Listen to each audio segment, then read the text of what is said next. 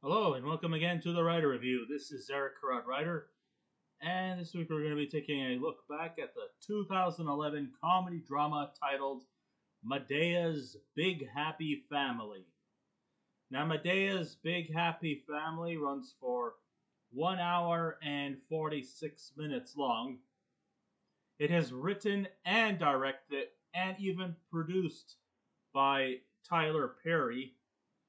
It is also co-produced with Ruben Cannon and Roger M.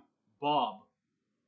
It is composed by Aaron Zigman, the cinematography by Toyomichi Kurita, and it was edited by Macy Hoy.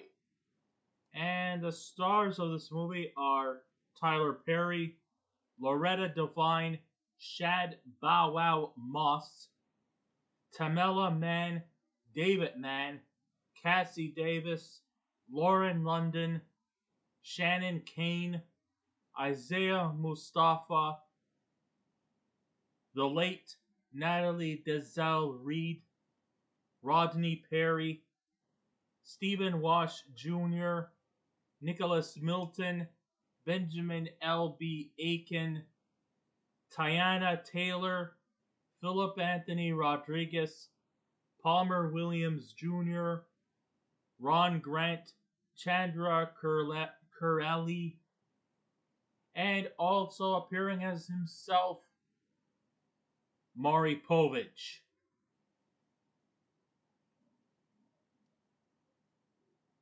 Alright, so over the years, Tyler Perry has written, directed, produced, and starred in movies that have been instant success financially. Mostly to do with his iconic character Madea, which is him being a 6'4" man dressed in drag and doing whatever hell he pleases. And I think I put the word he loosely, which Uncle Joe puts bluntly. Yes, Tyler Perry also has the notoriety of playing multiple characters in his movie, not just Madea. He has done Uncle Joe, he's done a character named Brian, and he's pretty much done a few other characters in this movie. In some ways, that kind of is almost in similar form or similar fashion to people like Jamie Foxx, Eddie Murphy, and Martin Lawrence, who have played multiple characters in one movie. And he has become very successful in his craft. I mean, you've got to give a lot of praise to Tyler Perry. He can write some of his best material, direct, produce, and he can pretty much do a lot of stuff under his creative control, showing just how versatile he is in the movie industry and has been a proven success. At least Lionsgate Studios agrees on that analogy as well.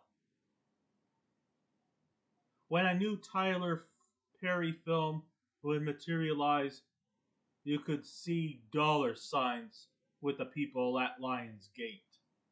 They're like, oh boy, oh Fragiste, Kalu Calais. Tyler Perry's gonna make another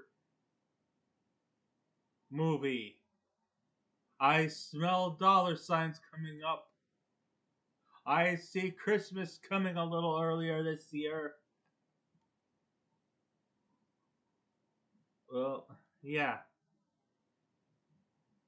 And to say that he makes a nice handsome salary is just really undermining how much he actually makes financially with his movies. I mean, I'm taking in around the $520 million mark. Yeah, he really rings that shit in real nicely. They just let him churn in another movie and just seem pretty happy with it without caring if it's a triumph or a failure. And believe me, he has had his share of hits and misses. Don't we all? But it has been an up and down roller coaster. He's bringing money into the studio, and they're all right with it. And that's really all that matters. Because if people think that movies are for entertainment, no. It's actually mostly for business.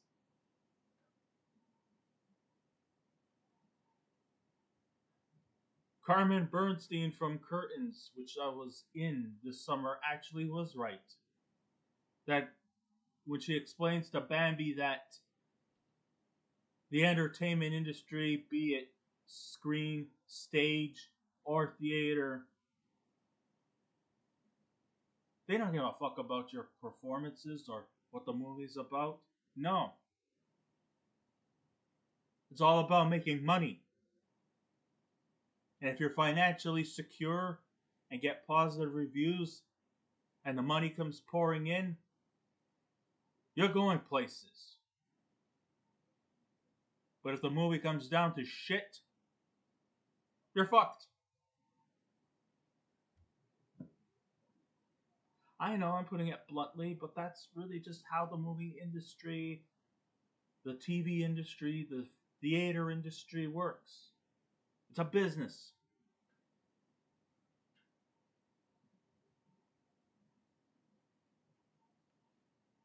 However, a lot of his success comes from the dependency of the majority of his audience being predominantly African American because they believe that he's the voice for them and they gravitate to his movies as something they can admire and be influenced by. And even though his audience is mostly African American, hey, he still could get a lot of criticism from them as well. I mean, he's been put down by fellow African American director Spike Lee, who's been nailing shit at him for quite some time. I mean, he spoke negatively about Perry's movies and how they badly depict African American people in some of the worst stereotypes possible.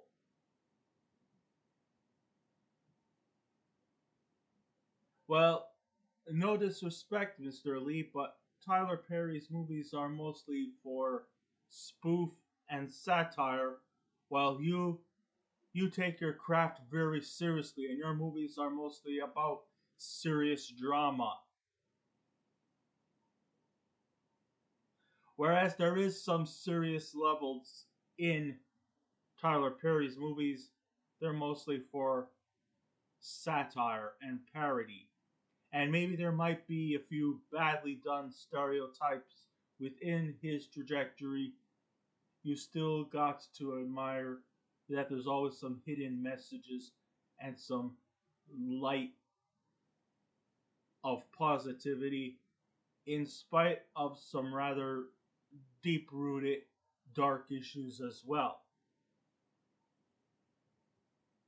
To paraphrase, Lee believes that Perry seems to take a pleasure of conveying these negative cliches just to get a cheap laugh from the audience. The problem is, he's not funny, and the format of his movies are just saturated with cringe, showing that Perry won't sit down on Lee's criticism. He took time to fire back at Lee, saying that black people know what to expect when they come to see my movies, and that he's practically just sick of people like Spike Lee dictating what movies black people want to see. Whereas Spike Lee talks about social injustices with black people involving race, discrimination, setbacks, and and forced to lay back their progression.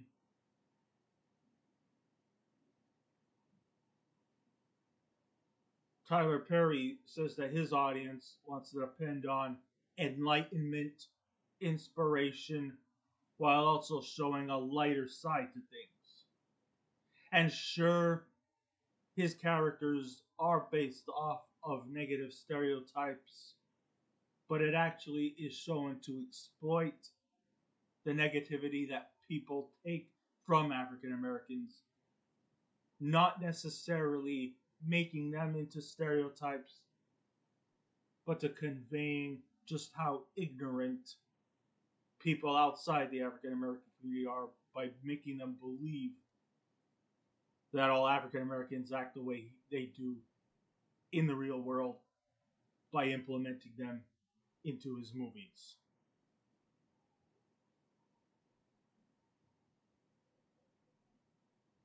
Whether seeing his movies in a positive or negative light, no one has stopped Perry from making his movies or prevented his fan base from not seeing his movies. A lot of Perry's fan base does not really come to see a movie with a predominantly black cast. They really come to watch a comedy filled with over the top gags, silly one liners, and most of all, the arrival of everyone's favorite trash talking, tough love inducing, no nonsense geriatric Madea, his most iconic character that he ever created. They just want to see the crazy antics Madea has in the movies he makes in hopes to get a little laugh. Forget the bad you had for an hour or two and just turn off your mind for a little enjoyment. Who wants to see the crazy antics of a 6'4" man dressed in women's clothes to provide some no nonsense comedy gags? That isn't necessarily little kitty affair like Eddie Murphy or anything that lacks quality like Martin Lawrence, but instead to see a genuine 6'4" black guy in women's clothes dish out one liner after another, providing rich characters and also showing that underneath all the silliness and over the top stuff that you see in his movies, at the end of the tunnel, there is always the light of positivity that comes once the movie ends. Make no mistake about it, Madea comes from a very wide extended family. She's got relatives left, right, and center. Sometimes it's hard to keep count if they are actually legitimate family members or if she's just so well loved she's relatable to everyone she knows. Maybe that's what it is. Maybe none of these people are related to her. Maybe she's just an organically relatable character that she's practically vicariously a family member wherever she goes. It's not like Perry is committed to details regarding continuity or canon, but I recommend you just not let that bother you too much and enjoy the movie. You know,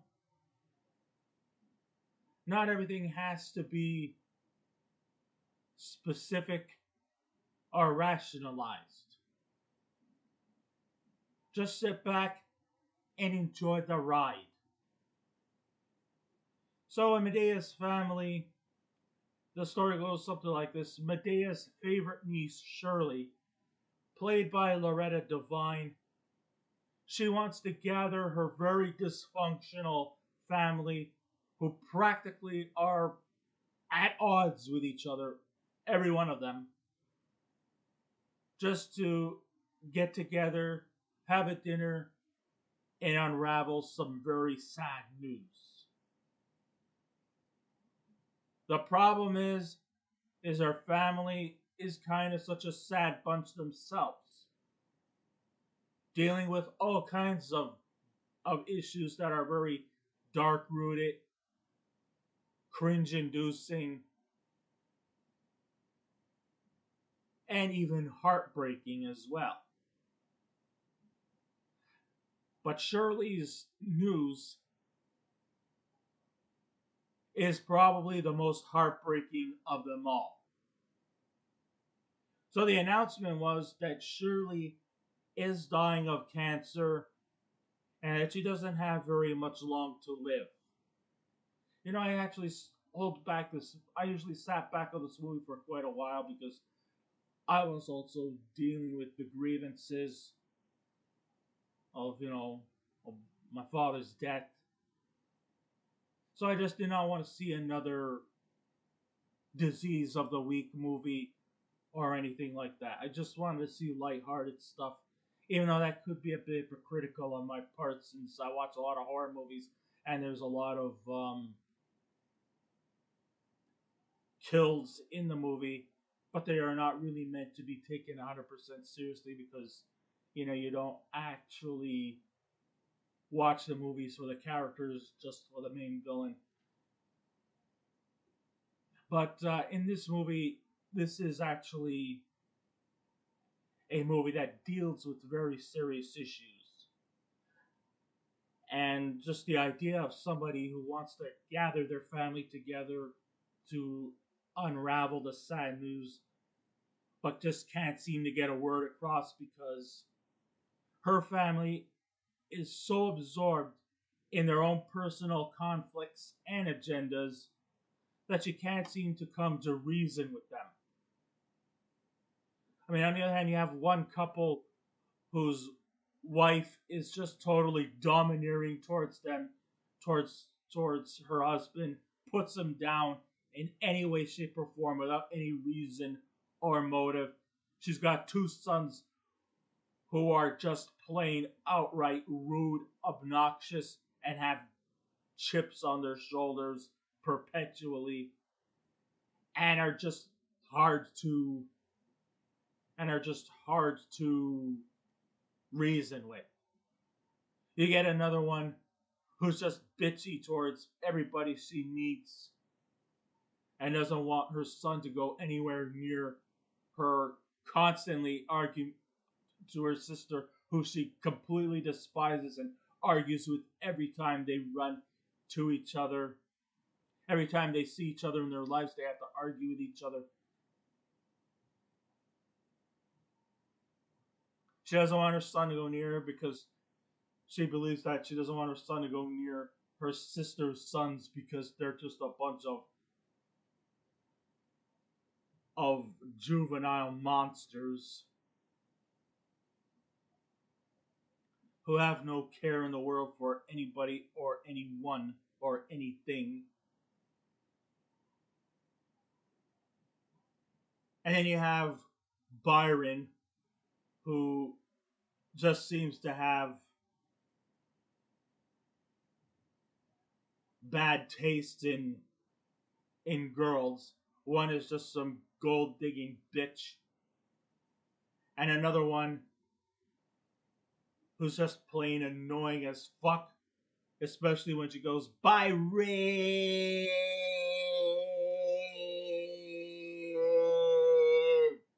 And and I'm sorry, just doing that. Oh boy, doing that really took a toll on the lungs there. Don't worry, I'm fine. Oh, yeah, she is annoying as fuck. Anyhow, Byron is an ex-con who was selling drugs, but now he wants to come clean. He now has a child, and he wants to be a positive role model towards his kid. He's going through a lot of shit. And of course, a lot of also deep, dark secrets have been kept from him. Some of it is played really deep, dark, almost like soap opera level. The situations that Shirley's family's facing. Anyhow, yeah, he wants to come clean.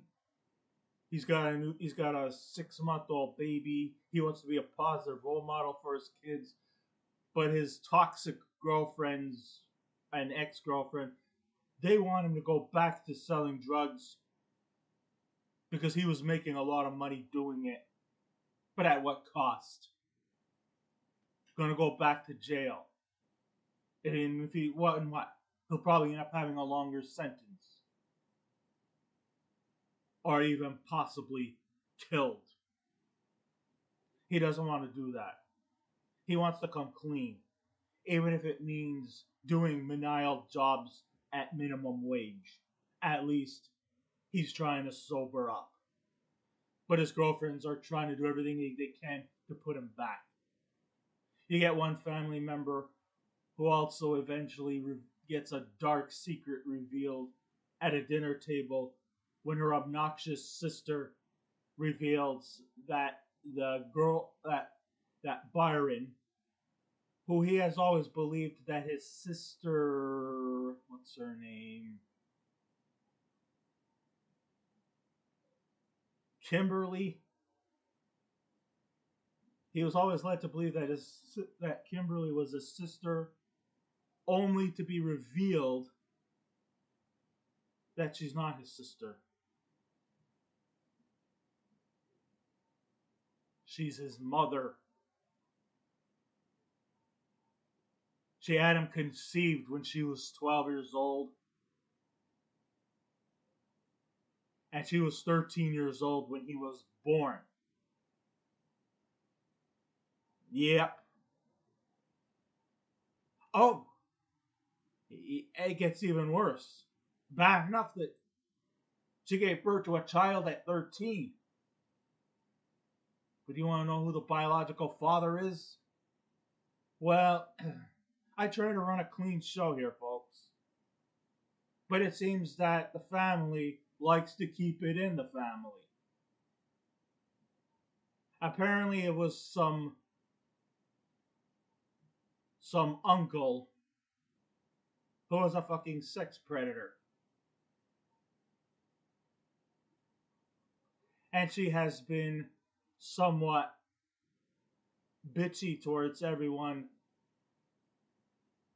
since then. She has become an embittered individual since then because her family did absolutely nothing about it. The uncle got away with something called Karma Houdini. He did a bad thing and he didn't get any comeuppance for it. Her family never supported her or did anything they could to relift her spirits. No counseling, no therapy or anything. They just let her suffer. And the uncle got away with absolutely no repercussions. And since then, she had become moody and toxic towards everyone she meets. You know what's kind of strange is that the first three Madea movies that came out, it seems that most of the monsters in the movie are the male characters. They're just so horrible to the way they treated their spouses. Well, to counteract that, a lot of people often say toxic masculinity is a bad thing. It's horrible and it's awful. Well, to counteract it, in Medea's Big Happy Family, it's not toxic masculinity that's the problem in this movie. It's actually toxic femininity that seems to be quite prevalent in this movie.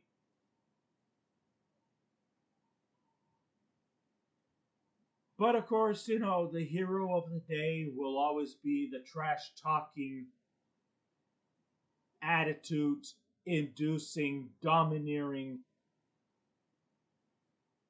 geriatric herself, Madea. Oh, and of course, you know, they also have other characters too, like Cora Brown. We also have Mr. Brown himself, Leroy Brown, who of course launched his own show. I believe it might have been the CW network. I'm not sure. Maybe it was the Peachtree network, since a lot of Tyler Perry's movies and TV series seem to be set in Atlanta. So I think it's Peachtree TV that has a lot of his shows. And yeah, Meet the Browns. So we see the. So I guess we had a bit of a crossover with the Browns and the Mabel Madea Simmons family, sort of like all come together. Yeah, there are some comical moments too involving Mr. Brown, who I think provides the most necessary laughs as possible. I think the three funniest characters are Tyler Perry's other character, Uncle Joe. I love to see Uncle Joe, especially when he tries to diss Medea in any way possible, especially when he wanted to do a campaign for 1-800 Choke That O. Yeah. Um, yeah, we got. There's got to be more, more Uncle Joe in these movies. Let's see. We also have, of course, Mr. Brown himself, Leroy Brown. He goes to see a doctor. It's revealed that he had diabetes. Aside from that, he also went to go to colonoscopy, where the doctor put on the gloves and decided to get to work on him. Yeah, it's never really a pleasant thing to have somebody check your colon by actually taking your hands and shoving up a person's ass just to see if there's anything growing there. I think he had to remove a few polyps, and now he's scared that that he's dying. Yeah, okay, okay. I guess I understand it. He's getting diagnosed with diabetes. When you get the news that you're a diabetic, you sometimes fear that slowly and slowly you're going to deteriorate. But I don't think you actually ever die from diabetes. You do, but it's not actually the illness that gets you, it's the complications that you face if you don't take proper care of yourself. So, if you're a diabetic, please take care of yourselves. Okay? My father was a diabetic for 23 years, and he tried to do everything in his powers to to take care of himself as best as he could. Check your blood, check it often, go see your doctor on a regular basis, and just make sure everything is okay. But you could still live a relatively normal life. You just have to go through a few readjustments. It's not the end of the world, and it doesn't have to take over your life. Just be careful, folks, okay? There you go. We'll all be friends. But yeah, of course. And of course, one of my favorite characters in the Madea family universe is Aunt Bam. I mean, she just practically makes me laugh every time she's on. Especially her hitting on handsome people like the doctor, and she also loves her weed and doesn't care where she smokes it. Even though it's inconvenient and it's not right to smoke, whether it be just cigarettes or weed or marijuana in a hospital. But hey, She don't give a fuck. She'll do it anywhere.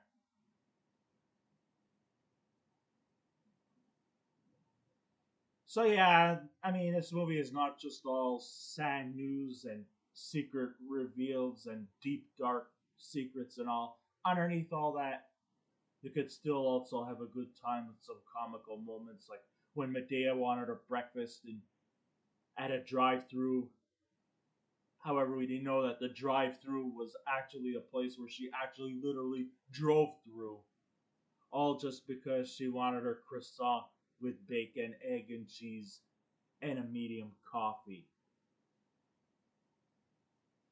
Or the time when she brought Cora Jade on the Maury Povich show to see if if Mr. Brown is her father. And then when the DNA test reveals, Maury says that Mr. Brown is not Cora Brown's father. Madea goes like all these female contestants. I mean, female guests on the show. Whenever they're told they are not, when they bring out these men and it's revealed that they're not the father, she does go on that stereotypical reaction that the guests on the Maury show do, run off stage, roll over like a beached whale, and cry like a banshee.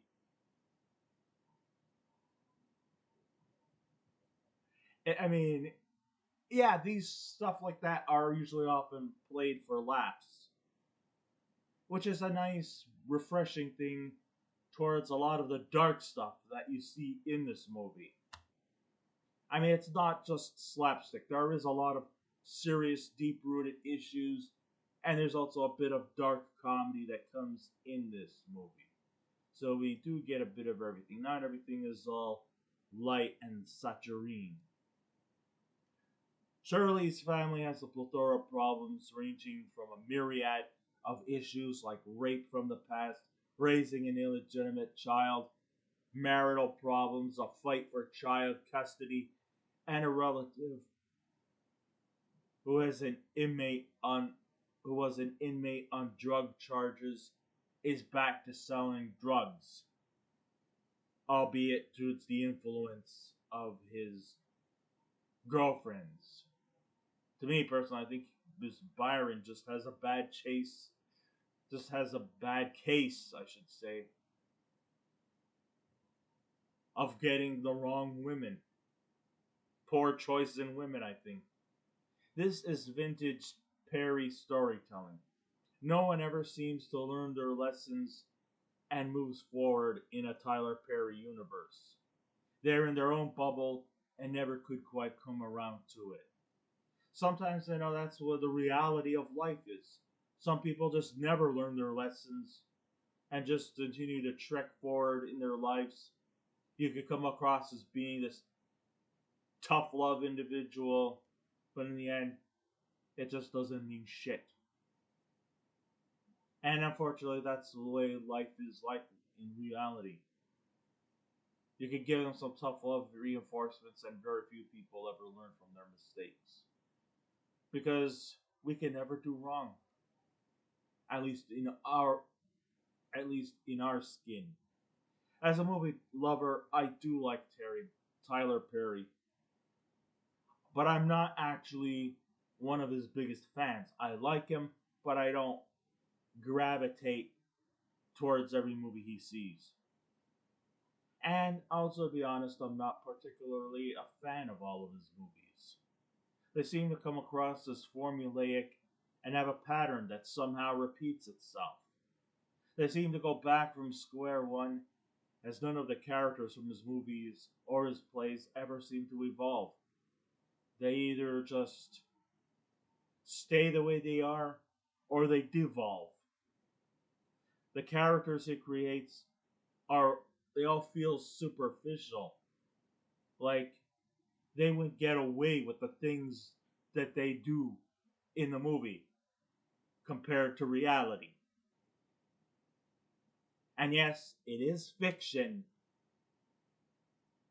It still comes across as being structured like a play or a TV series, and doesn't seem to deal with anything reality based. Perry's artistic integrity is very lackluster and does not fix a broken frame of mind. It's like you could probably mend the cracks, but you don't really actually fix the product. You can reattach a broken window, and it will still break in the end. You could drop an ice cream cone on the ground and give an extra scoop of ice cream to the kid, only to drop that too.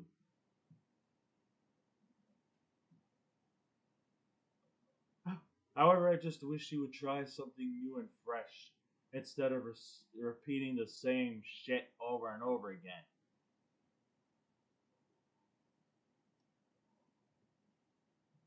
I guess I just have to tune into Tyler Perry movies just to see his most famous character, Madea. I mean, she's quite a hoot. She's over the top, rambunctious, and loud, and doesn't care what foot she steps on. In fact, if she steps on your foot, she'll take the other foot and step on it even more. If she wants something, she'll get it. Even if it means driving her vehicle through a through a takeout restaurant, just to go through a takeout restaurant. Sure, she's a walking, talking cliche with nothing believable about her character, but I think that's what she's meant to be. I still can't stop giggling when she berates her family members just to see their selfish ways straight, or when she belittles bystanders who dare to cross her path. It's just funny, you could just walk on by, and she'll still give you attitude. As an actor, Perry is very good, and when he does Madea, he's not doing it just an excuse for dressing in drag. He's not doing it to stand out from his abilities to play multiple roles in one movie. He's making Madea in a way that is so unbelievable, while at the same time fans wish they had a Madea in their lives.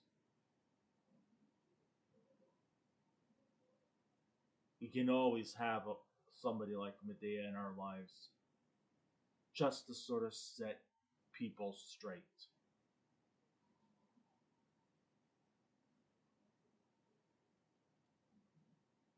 Because underneath all that over the top crassness that Madea has, she actually does have a heart of gold. She's still a very likable person, but that's just how she is. And every time we think that it's time to let the character go, he sometimes had the habit of bringing her back, and it seems like she gets funnier with each movie. But I just kind of wish she would have adventures on her own instead of being dragged across by extended family members, like in case of emergency, break gas. I mean, break glass. Or break gas or break wind. No.